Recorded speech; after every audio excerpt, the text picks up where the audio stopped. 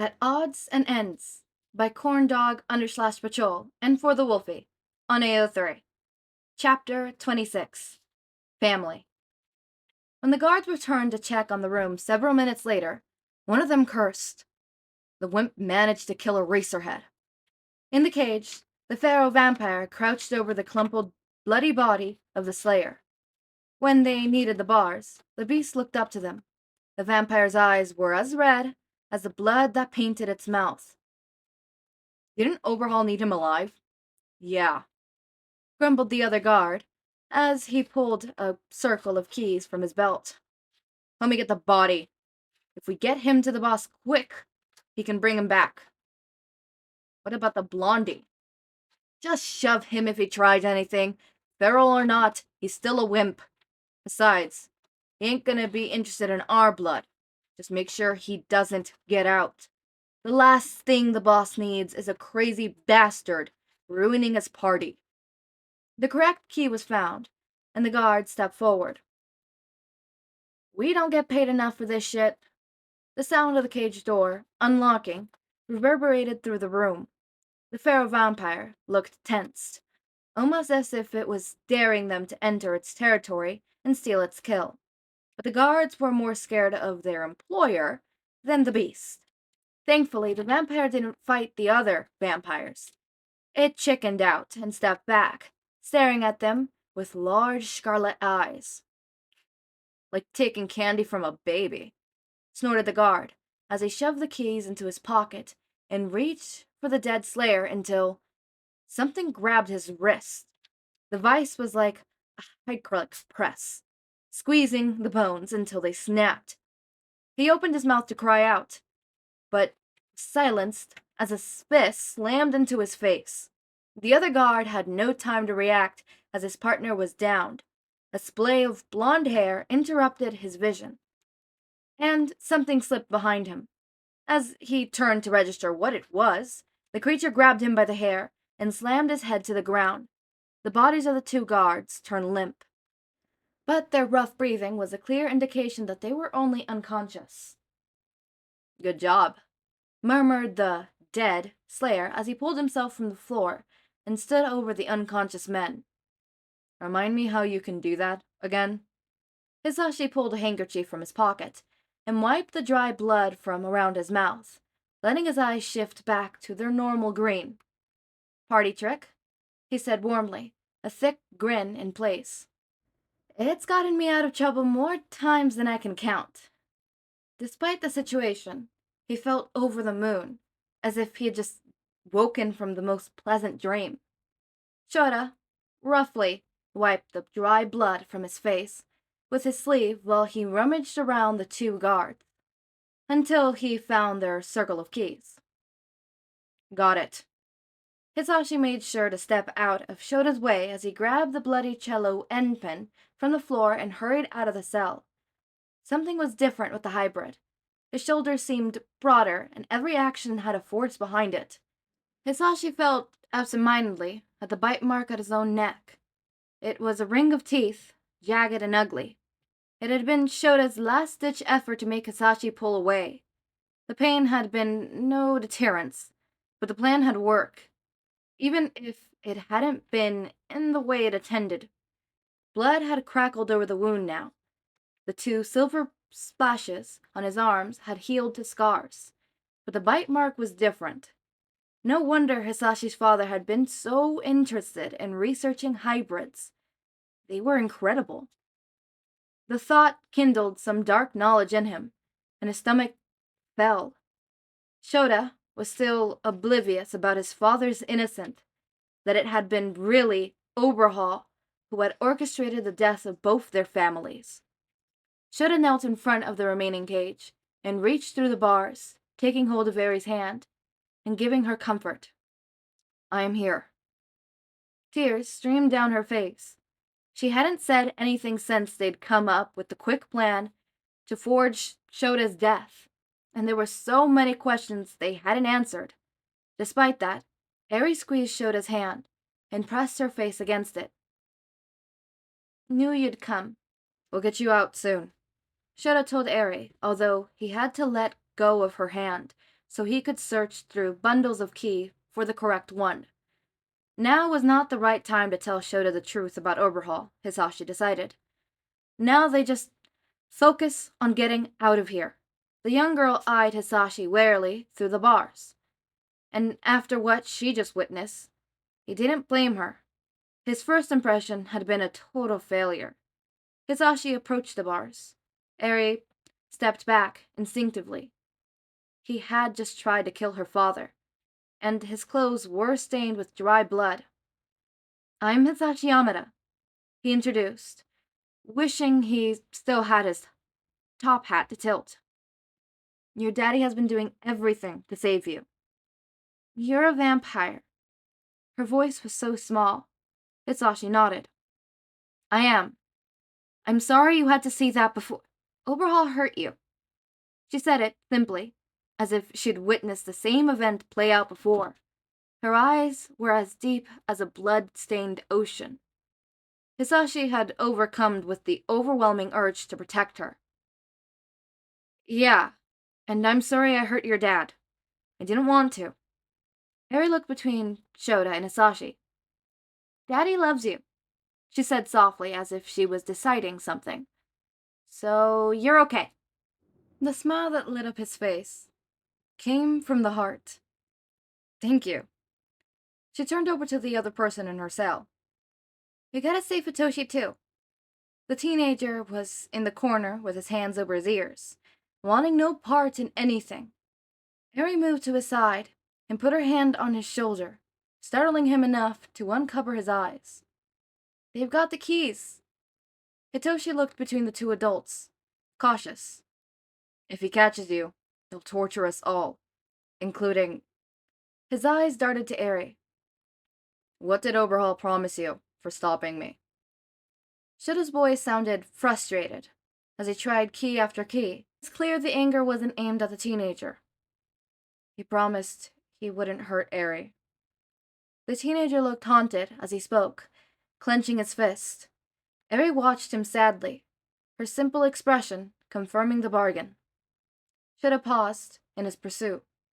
"He wouldn't have kept that promise," he said softly. "You would have taken it too." The air was still and silent. The party was far, far away, so the music didn't reach their small corner of seclusion. Rattling keys disturbed their scenery as Shouta resumed his search. "It's the brass key," mumbled the teenager. "There's a scratch on the underside." With that help, Shouta found the correct key and immediately opened the door. As soon as it swung open, Arie rushed out and threw herself at Shouta, despite the blood on his shirt. Shouta kneeled down to her height and wrapped his arms around her, one hand buried in thick white hair as he squeezed her impossibly close. Nothing was said. Hisashi's eyes welled with emotion at the father and daughter reuniting. He knew how desperately Shouta had fought to get her back. "I'll never let anything bad happen to you again," Shouta promised in a hushed whisper. She nodded against him and held on for dear life. Hizashi gave them a moment to hug, busying himself by locking the guards into the cage. But eventually he said, "I really hate to ruin this moment, but we've got to go." "Hitoshi too." Arie turned back and reached a hand for the teenager. Hitoshi hesitated, then stepped out of the cage like an animal expecting an ambush. His shoulders were tensed, and his eyes darted in all directions. Hizashi could only guess at how long he'd been in Overhaul's care. Hitoshi took the hand Arie offered, and Shouta straightened up as a sense of urgency returned. "Wait," Arie said, as she took her father's hand as well. "We need to rescue the others." "Others?" "He trafficked humans and hybrids," Hitoshi murmured. "The others are still in the basement." Hisashi's eyes met with Shouta's. Logically, one of them should have focused on getting the two children out, while the other rescued the remaining victims. But after what just happened, neither wanted to separate again. "There was going to be an ambush in the basement," Shouta said, "but Overhaul would have called it off after my capture. It should nearly be time for the others to arrive." Hizashi nodded. We don't know how Overhaul will react if he decides to destroy the place to hide evidence. We'll get them out. Shouta confirmed. I know the way to the basement from the blueprints. There was confliction on his face as he said it. The urge to take Arie to safety must have been strong, but if there was others who needed saving, they couldn't just stand by and let them suffer. With some hesitation, Shouta relinquished Arie's hand.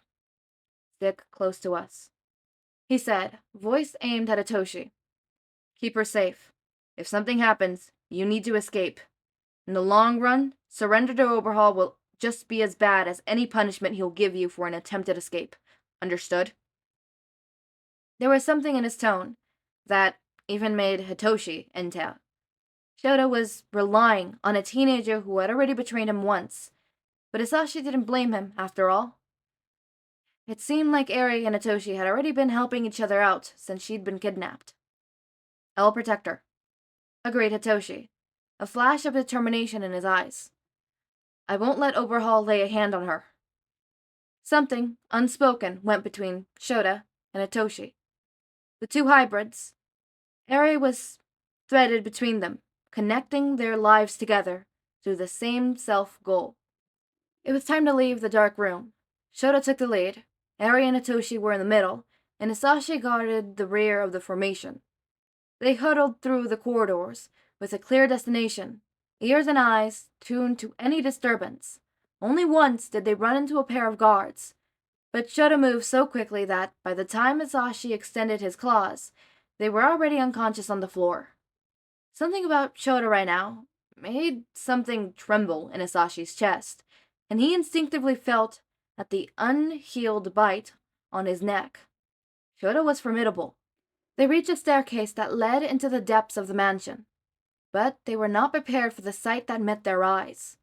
The basement was dark and dingy, and it reeked of bleach. There were rows of cages, all just barely big enough for one or two captives inside. Their clothes were ragged, and their faces were all forlorn and helpless.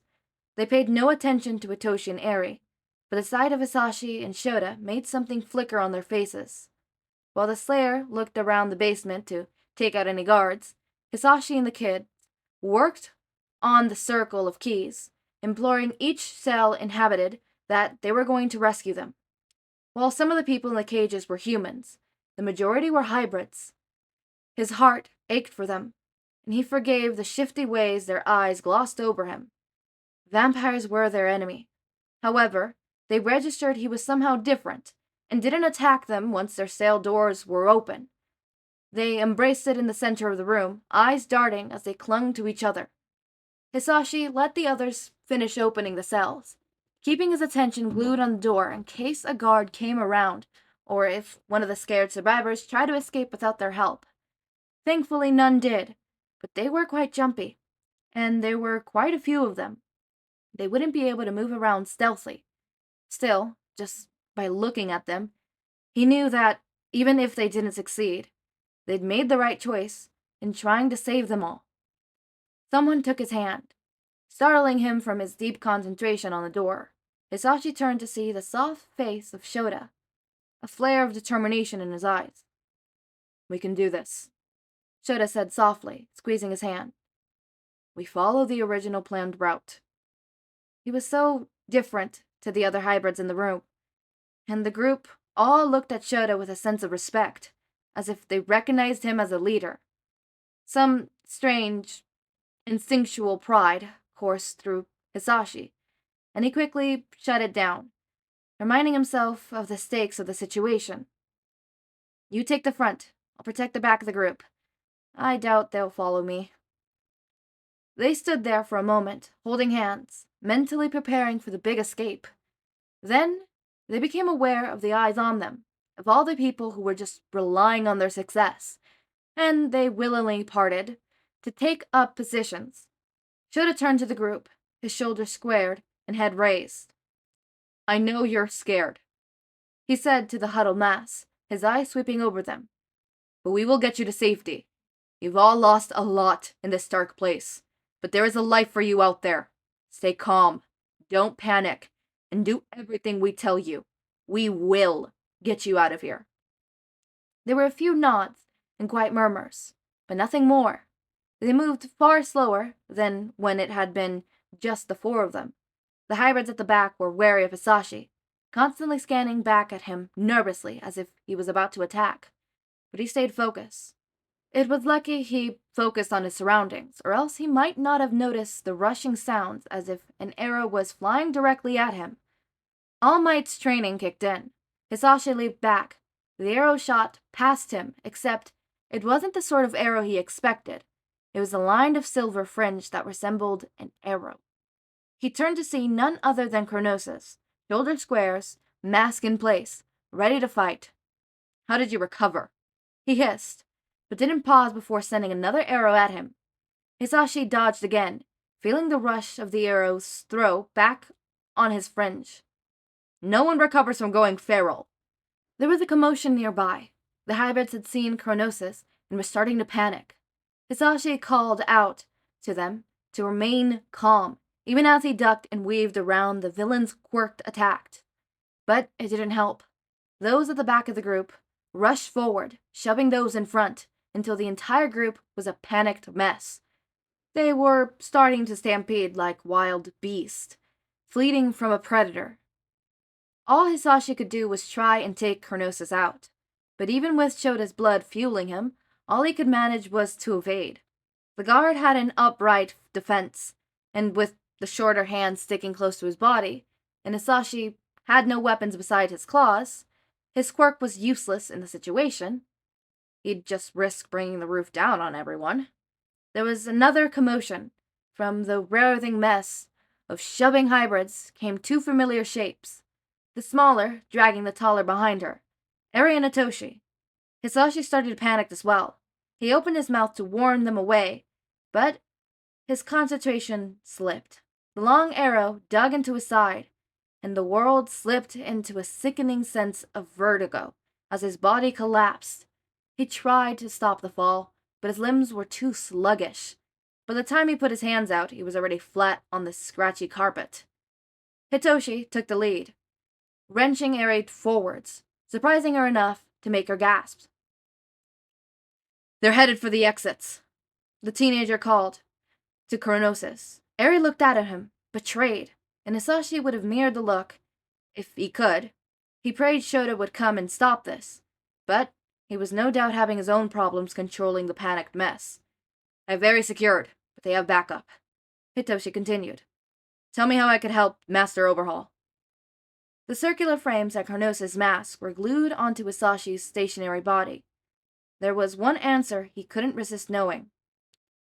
"How did the Pharaoh manage to—" Krosis froze, as if cement had plunged through his vein instead of blood. Confusion muddled Hizashi's thoughts, but then he heard Hitoshi's voice again. Sleep. One moment, the vampire was standing still, and the next, he had fallen to the floor like a rag doll. Hizashi's confusion only deepened, until an unexpected memory filtered back to him. "I have perfected the art of triggering related powers in the patient's blood. I got a hold of a very interesting AB blood type. It's called brainwashing. Anyone who drinks it has to do anything I order." Brainwashing. It was Hitoshi's bloodline that Overhaul had experimented with, managing to trigger his quirk's power in his blood. His quirk must be brainwashing, but that meant the blood Hizashi's father had been forced to drink all those years ago had belonged to Hitoshi's parents. This poor kid had been in this miserable mansion his entire life, and now he had just burned his only bridge back. Hitoshi released Arie's hand, and then she ran to Hizashi, surprising him. The girl who had been tortured by vampires was now concerned for him, someone she'd only just met, after already witnessing him nearly kill her father. His urge to protect her only grew, even though he'd done a poor job at it so far. "He hit you with the long hand," Hitoshi mumbled, glancing back at the retreating hybrids, but without any sense of urgency. "You'll be fine once the minute's up." As he said those words, the feeling of vertigo eased, and when Hizashi tried to blink, His body obeyed. He sat up, looking stunned at Hitoshi. "Thank you," Hizashi said gently, while Arie helped him stand up. "I will repay you." "Save her. You won't have to." Arie pulled at Hisashi's hand. "We have to stop the people. Daddy can't help them like this." Returning to his senses, Hisashi and the kid took chase of the crowd. Arie's hands were fittingly snug in Hisashi's. Remembering what Shouta had said when he explained the route, they should have taken a right at that corridor, yet he could hear the cries of chaos dead ahead.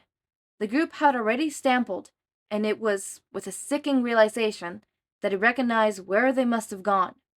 Hisashi pulled Arie onto his back so he could run quickly to meet up with the chaos. Her arms squeezed around him in a panic. The double doorways headed were blown open, but Overhaul's guards stood nearby like sheep herds, keeping the escapees from leaving the way they had come. Hisashi ducked past, distracting the guards enough for Hitoshi to pass as well, and they were back in the lion's den, Overhaul's ballroom. All around them, they were panic hybrids, clinging together in trembling fear, and mortified vampires, confused and outraged by the disturbance. Shouta was at the front of the pack, in the very center of the room beneath the blaring chandelier, creating a spotlight of flickering red. However, he didn't stand alone. At his side were all their friends: All Might, Tensei, Overhaul, Kan, Nemuri, and Hakamata. Overhaul stood at the stage, his guards around the room, allowing no one to leave, whether they were vampire or a hybrid. He didn't look angry, just annoyed by the disturbance. "I don't believe I invited you," Overhaul called calmly, acting the dignified host. "Vampire slayers are not welcome in my home, especially when they come with false claims against me. I will be discussing this with your superiors." "False claims?" bellowed All Might, his voice carrying around the vaulted ceilings. "What do you call these people you've kept locked inside your mayor?" "Hybrids," Overhaul answered, like the answer was obvious. He still didn't seem deterred. "I've been keeping them in my mare as a show of goodwill. No one else would have them. They were on the streets when I took them in, gave them food and shelter, and it seems this is how they repay me." His eyes flickered to the confused upper-class vampires. "Pay no mind to this ramble. He's a slayer. They only seek to control us through fear." "If they are your guests," Tensei said, wheeling an inch forward, "then you'll have no problem letting them leave." "No one is leaving until the authorities get here," Overhaul said, eye twitching slightly. "Then decisions will be made. After all, this is utter slander, and I will not stand for it." The vampires eased at the promise of police sorting out the matter, but whatever police were on their way was surely in Overhaul's pocket, or would be shortly after arriving. Hisashi felt frustrated as he looked around the room. There was clear evidence against Overhaul standing right there, and yet the vampires were still glancing around at each other, uncertain. There had been rumors about Overhaul's shady businesses for years, so why wasn't it obvious to these fools? "Are you all idiots?" Shouta yelled, his voice full of that terrifying power. Arie shifted on Hisashi's shoulder at the sound of her father's voice. "What more proof do you need?" The vampires all stepped back at his roar. They could all sense his power, and they all instinctively cowered away, with their metaphorical tails between their legs. Only then did Hisashi realize why the vampires were so stubborn to believe their own eyes. They didn't know the group who stood before them. There was All Might, but all they truly knew about him was that he was the best at killing vampires. Sensei, Overhaul, Nemuri, and Kan were all unknown in their own right, while Hakamata was simply an expensive tailor. Shouta had the worst of it, however. They'd seen him as Hisashi's donor, but what positive reputation that might have granted had been forgotten with his current dangerous aura. He was a predator, and if they didn't stick together, they would easily become his prey. Everything would fall when they'd been so close to success, except there was someone they did know well. There was a vampire who had done everything within his power to foster a spotless reputation, who had gone to the parties and mingled and entertained, even when his heart hadn't truly been in it. Hisashi's entire life he had spent separating himself from his father, and in that pursuit, he had succeeded. Now it was time for all of his hard work to be put to the test. Hisashi waggled through the sea of hybrids, with Arie on his shoulder, and he sidestepped so that he was at Shota's right-hand side.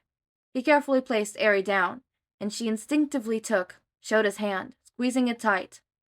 "Please, listen to what I have to say," Hisashi implored his people, as he stepped further forward. They all looked at him with recognition, and there was some quiet murmurs that hurried through the crowd. "Only a month ago, I was like you. I heard of Overhaul's reputation, but I never thought much of it. But I'm sure you're all familiar with the rumors too. I bet they were all on your minds when you got your invitation, or when you stepped out of your cars and carriages tonight, but you dismissed them. At best, you thought they were only rumors. At worst, you thought he only trafficked humans, so you were safe. If I had never met Shouta," he gestured at his love, "I would have come tonight through the former, and then enjoyed myself without a second consideration." There were some guilty glances around the room, but Overhaul waved his hand and said, "You've clearly been brainwashed by your lying blood bag." "Please," Hisashi said, not to Overhaul, but to the other vampires. "These people have been suffering here, while we've done nothing. If you had ever had a bad feeling about Overhaul, then you need to trust your gut. Don't reject the evidence that is staring you in the face. Overhaul is an evil man who kidnaps humans and hybrids, and then experiments on them, or sells them as slaves." He inhaled, swallowed, and gestured again at Shouta and Arie. "Overhaul kidnapped Shota's daughter. He became a professional donor. He even let me bite him, despite his family being killed by a feral vampire, just so he'd had the slim chance of rescuing her." Tears of frustration whirled in Hisashi's eyes, but he refused to cry. "Please, they don't have anyone else to help them." There were more murmurs and whispers of the people. Overhaul shook his head, reminding him of a bird huffing its feathers. "Preposterous!" However, there was a ripple that went through the crowd, and some of the voices grew louder. "I didn't want to come when I heard Overhaul was hosting," admitted one of the vampires from the crowd. "Yeah," another agreed. "Those rumors really scared me, and he really gives me the creeps." "I heard those rumors a long time ago, and I thought they were just to scare kids, but it's weird the rumors have never disappeared." The voices grew louder with agreement. Some even swapped to talking about Hisashi. I went on a date with him once," one said eagerly. "I was really nervous, but he was really sweet, although it was clear he wasn't into me. He let me down gently." And then there was an even softer current of, "That girl really looks thin. If she's been a guest, Overhaul hasn't been taking care of her." They all look terrified. The change was clear in their body language, too. Some of the vampires stepped forward to get a closer look at the trembling hybrids. It was as if doubt had been washed from their eyes. Vampires weren't evil. Hisashi had always wanted to prove that to Shouta, and now his wish was coming true as the vampires finally began to side against Overhaul. Sensing a loss of control, Overhaul's composure slipped. "You can't believe him!" he yelled, echoed by his mask. "Hizashi Yamada has lied to you. His father was the one who killed the Bloodbag's family. Then he was raised by All Might, a vampire slayer. You killed my family." The entire room went dead silent. However, the nearest reaction came from Shouta when Hisashi turned around and stared at him. He resembled a deer in headlights. There was nothing now to hold back the flood Hisashi had been containing since learning the truth from the devil's own mouth.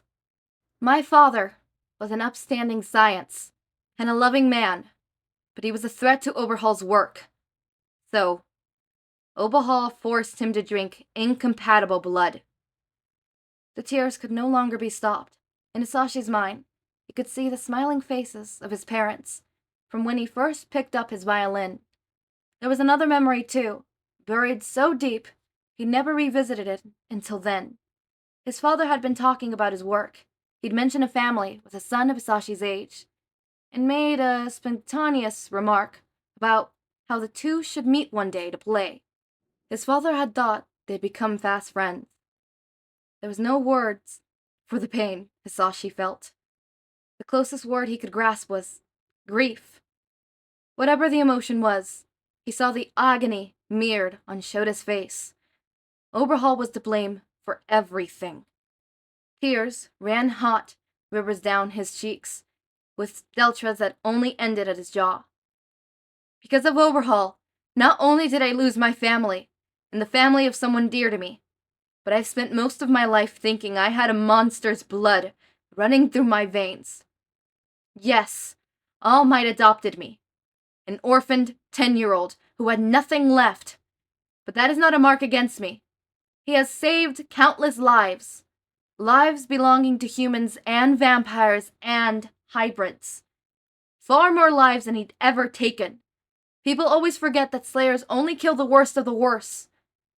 Those vampires who have killed countless innocents. Just look here. He's trying to save all these lives, and yet they're still trying to avoid violence. He tried to wipe the tears from his face, but they refused to no end. All Might has the biggest heart of anyone I know. Please listen to reason. We are not your enemy. The vampires chattered in quick approval. The tide had turned. Overhaul sensed it. Fine, he snarled, tearing his gloves off. I guess we'll be doing this the hard way. He touched the floor. The exit sealed shut, with solid rock blocking all the ways to the outside world. There were some cries of panic from the hybrids and vampires alike, as the floor shook. Seize them, he ordered. His guards approached the scared hybrids, but were quickly stopped. However, it wasn't the group at the front who stopped the guards. It was the upper-class vampires. Get away from them, they cried, in a multitude of voices. In other circumstances, it might have been funny to see the primed and properly dressed vampires scrambling with the guards, with claws, and with quirks, despite their lack of training. They were still a force to be reckoned with. With the guards occupied, that meant the main force could focus their attention on Overhaul. What a tragic accident, Overhaul called, palms pressed to the floor. The great All Might tried to accuse me. When he found no evidence, he brought my mention down on everyone. However, it wasn't All Might he needed to be worried about. It was Shouta Aizawa. Shouta could still feel the power of Hisashi's blood coursing through him. It magnified everything inside him, and when he saw Overhaul standing on the stage, he felt completely blinded by rage. He was the one responsible for everything. Overhaul said something, and pressed his palm to the floor, planning to use his quirk again. Shouta wouldn't allow it. His eyes burned as he activated his erasure. He enjoyed the sight of Overhaul's smugness being replaced by shock, and then panic. Why won't it? Then Overhaul looked at Shouta, and meaning throbbed in those beady eyes. He knew all about Shota's quirk, and so he knew just how dangerous he was. Except, Overhaul didn't know just how dangerous he was, and that would be his undoing. He released Arie's hand. Before the others could move, Shouta was on the stage, his body moving so quickly when it propelled by blood and hatred. Overhaul's neck was in his hand in seconds. The skin felt warm beneath his fingertips, and the shape of his mask shielded the villain's face as Shouta lifted him into the air until his feet dangled. While his left hand was hot with flesh, his right groped for something in his belt, and soon he felt the bitter coldness of his weapon, the Chilowenpen, still covered in Hisashi's dried blood. Shouta had been forced to use it on his beloved, so it was only fitting he now got to use it to end Overhaul once and for all. He would take everything from Overhaul, just as he had taken everything from him. This monster had taken his family away, had taken Hisashi's family, and then had tried to take Arie from him. The sheer suffering the vampire caused radiated off of him, to the point where it felt like the grueling weight on Shouta's shoulder. The monster was better off dead. Overhaul writhed in his hand like an insect, crawling at Shouta's grip. But he didn't feel the pain. Shouta raised the silver endpoint and aimed it at the vampire's heart. He would end him in one solid hit. His arm thrusted towards his goal. The endpin sparked in the corner of his eye, catching the spotlight his beloved had so recently stood in. His arm stopped short. Someone held his wrist with an iron grip. Someone else had their arms wrapped around his waist, holding him tight. "Drop the weapon," a voice said, although they said the order as gentle as possible. All Might. "You don't want this blood on your hands, Eraserhead." All Might was the one who grabbed his wrist and stopped the blow from landing. "Show," whispered another voice he would have recognized anywhere. Hizashi embraced him tighter, and he could feel tears soak into the back of his shirt. No more death. Shota's options weren't exhausted. He could pull Overhaul forward and sink his teeth into his throat. He could drain him of every blood, make his terrible power into his own strength. That would kill the vamp. "Daddy!" Someone grabbed his leg. He couldn't take his burning eyes from Overhaul, but he recognized Arie's small hand. "Stop!" A ray of light seemed to break through his hate. A moment of clarity. He had no doubts in his mind that Overhaul deserved to die 1,000 times.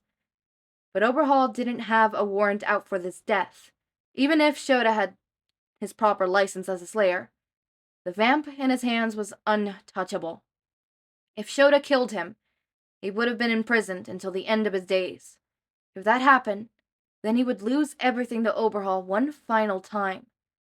He'd lose Hizashi and Arie and his freedom. He became more aware of the hands on him, trying to hold him back, even while his mind planned out other ways to succeed. None of them tried to pry Overhaul away from his grip. In the end, Shouta would have to be the one to let him go. Images of his murdered family flooded his mind. All the anger that had been blamed on Hisashi's father now belonged to the villain, who struggled in his grasp. Revenge was so close. But now, Shouta Aizawa had another family he had to look out for, and he couldn't protect them if he wasn't around. His hand opened. Overhaul dropped to the ground, grasping for air. Angry marks bruised his neck, but they were already fading from view. The vamp glared at him, furious, and kept trying to activate his quirk. Shouta didn't let him, even though his eyes were burning and blurred with tears. "All Might," he said, sounding strained to his own ears. "Can you knock him out?" The hand released his arm, and then All Might was in front of him. Shouta watched as Overhaul's head was lifted, then slammed into the stage, breaking the wood beneath. If he had been a human, it would have killed him, but Overhaul was far from human. Shouta watched as the vampire's body went limp, but there was only a numb satisfaction in the sight. He dropped the silver endpoint and let it roll away. Emotions rolled inside of him, an amalgamy of grief and anger and hate and disappointment. Shouta closed his eyes and leaned into the embrace of Hizashi and Arie, seeking whatever comfort he could find in their presence. They needed him, but in that moment, as they waited for the authorities to arrive, all Shouta could really think about was how much he needed them too. Wow. Yeah. Oh my god. Whew. Gotta breathe. Ugh. This chapter always makes me tear up. God, I want to talk about, this is something that I've been thinking about ever since I read this chapter for the first time.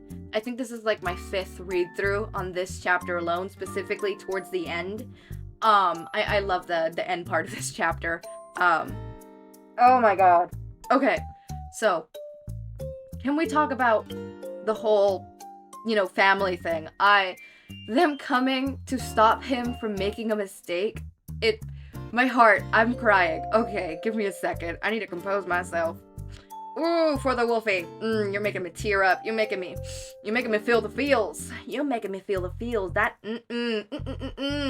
but, okay. Okay. So, this, okay. This is gonna be, my outros are never scripted, so, apart from, like, the small notes that I took. But I didn't take any notes in this chapter because I was too engulfed with actually sitting here and doing this chapter. This was a long chapter, too. 40 minutes. Long-ass chapter. I'll say you right now. 40 minutes and recording time is doubt that. So, 40 minutes and recorded time is actually an hour and 20 minutes of me, like, recording. Like, 40-minute video is, like, an hour and a half, if I'm being honest, of sitting here recording. So, whew, okay, so, finally what I wanted to say. I love the fact that, Aizawa didn't end up killing Overhaul. I always have admired that, writer decision. That decision that For the Wolfie made, because, honest to God, as much as I love the whole revenge plotline and killing the person who, destroyed your whole life, I think it's much better revenge and much better revenge when you heal. And it's via, like, oh, I'm not getting revenge by killing this other person and, literally just, focusing on the fact that this person is gone and just having to kill this other person because they took that person. My favorite revenge is when they completely forget about the person who caused them so much pain and they move on. Like, that person is, either they get their karma or whatever, but the character that was affected moves on. Why? Because those people do not deserve BS. It's also why I hate the whole, like, oh, like, just freaking kill them off kind of thing, where, like, the character that's hurt kills the character that hurts them. Don't get me wrong, it could be nice, it could be cool, but I personally love it much more when it's stuff like this, where the character is, like, about to kill, but it's like, you know what, no. You do not deserve to take this thing from me. It's when they finally take control of the situation, in the sense of, I'm not going to kill you. Plus, I also really hate if, For the Wolfie would have killed Overhaul, because, like, actually, can we send him to jail, please and thank you? I want to see him in jail. Thank you. Like, in the anime, I love how Overhaul lives and goes to jail, because he deserves jail, Like, he deserves that shit, Don't get me wrong, there's characters out there that, kill and stuff, right? And it works for their character, but I feel like for Shouta's character, who has been having this much development and growth, in this aspect, what he needs is this extra little push of growth of, okay, I am moved on now. You will no longer be hurting me or freaking leading my life. This is no longer controlling me kind of thing. It's the taking the wheel. And I love that. Don't get me wrong, for other characters, like, for example, I can't think of any main media examples. Oh, frick. Oh, okay, Mastermind. Yeah, Mastermind, Strategist for Hire. I think that's what it is. Yeah, Mastermind Strategist. Okay, whatever. Mastermind by Clouds. My head in the clouds not coming down. I love the fact that Izuku ends up Oh, hold up. Spoiler alert if you haven't seen that one. Spoiler if you haven't seen that one. But I love the part where Izuku kills All Might, because for Izuku's character in that instance, because Izuku's a villain, for those who haven't seen it and decided to still see the spoiler, hi, hello, why are you a maniac, and why are we alike? Because I would have done the same. In those instances, I love it because the character is choosing to let that anger and grief define them. Izuku is letting the anger and grief he feels for society as a whole define him, to the point where the true pinnacle and point of no return and Izuku fully going full villain was when he killed All Might. That was the point where there was no going back. he absolutely despises society.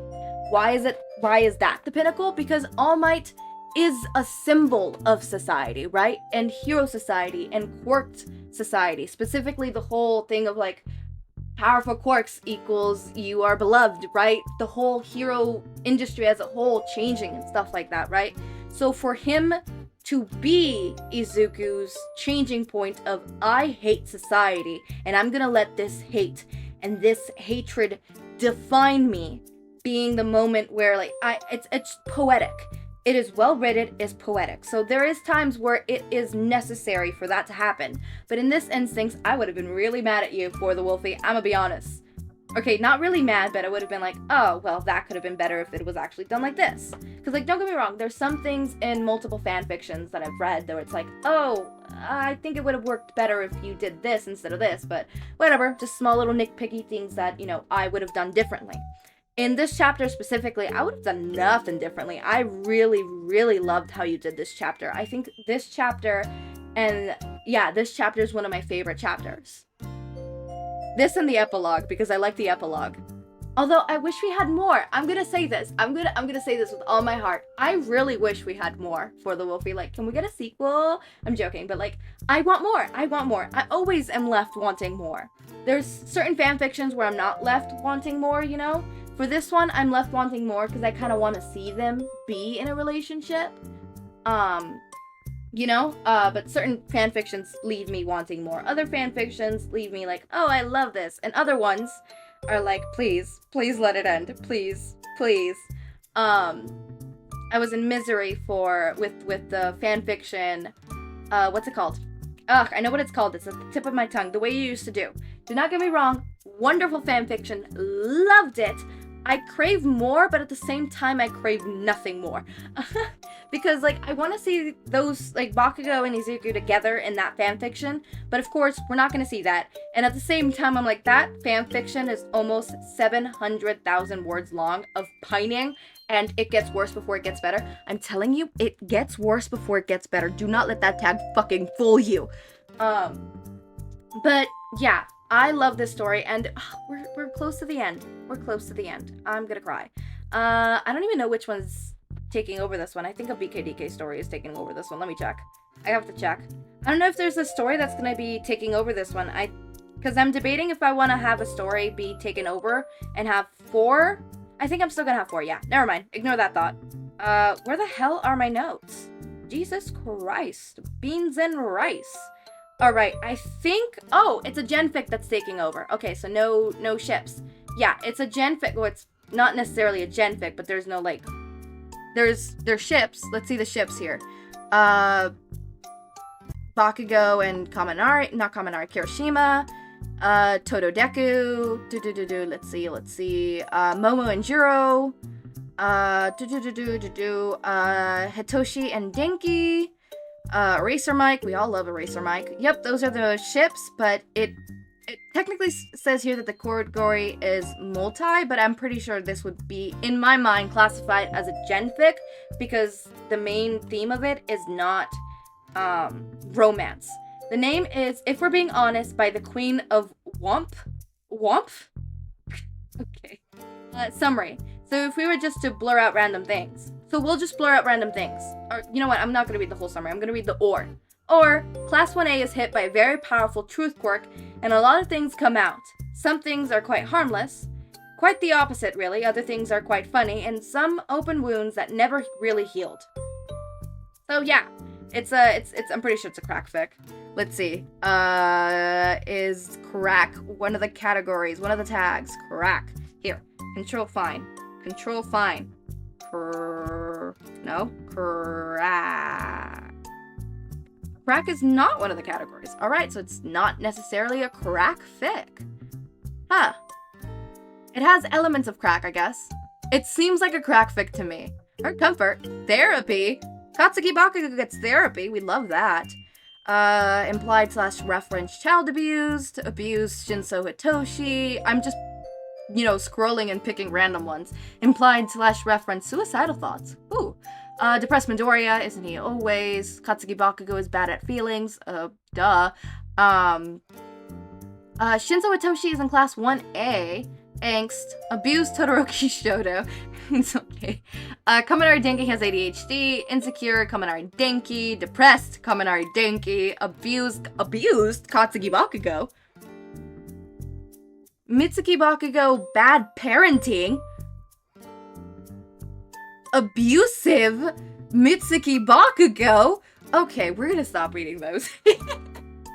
That went dark real quick. That went around. You know what? I thought it was a crack fic. I think it's gonna be a very interesting fic. I think it's gonna be one of those, oh look, super cute premise, angst kind of fics. Womp. Oh my god, Queen of Womp. Queen of Womp? The Queen of Womp. Oh my god, this is gonna be an angsty fic. I don't know why it didn't hit me. Womp. You know, like angst? Because, you know, there's Womptober, and then there's Smuttober, then there's Flufftober. Which, by the way, I want to do something for October, but I'm not sure what I want to do for October. Because, like, in the past, my thought for, you know, October was, oh, you guys are going to get a series every day. Like, a series like how Hummingbird and Lyrebird was. You know, where you get a series where it's posted every day, but, like, all my series are that now. So what, you get, like, a 5th series? I don't know. I'm going to have to think about that one.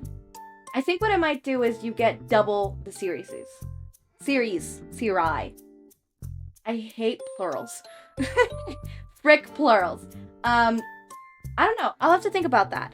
There's also something that I want to do for Christmas, and then, or not Christmas, but just holidays. And then also something for Valentine's Day. Those are the holidays that I celebrate. Yep, those are my favorite holidays. If somebody was to ask me, like, hey, what's your favorite holiday? I will be, oh, my favorite holiday? October. That's not a holiday. Yeah, it is. Womptober, Inktober, Smuttober, Flufftober. Just October and AO3. That's my favorite. It's always been my favorite. I always loved October on AO3. That October always happens to be the month where I read the most fan fictions. Now that I'm doing a annually wrap for my AO3 stuff, which I am gonna post to you guys yearly. I'm working on the one from last year and seeing if I could get that one out soon, but it's like literally almost 8 million words of just a bunch of fan fictions and stuff that I never categorized to begin with. Where I categorized them, but I never did it to be able to do that type of series and stuff. So I'm gonna have to sit and do all of that, and that's gonna be fun. No, it's not. It's gonna be fucking hell. It's gonna be hell, and I'm gonna be in pain. But yeah, hopefully I get that soon. I've been rambling. I'm gonna end this. As always, my raindrops, make sure to eat, sleep, drink water, take your meds. Have a wonderful day or night. Link to my Discord server and socials are down in the description. Subscribe to see more of my content, and thank you so much for watching.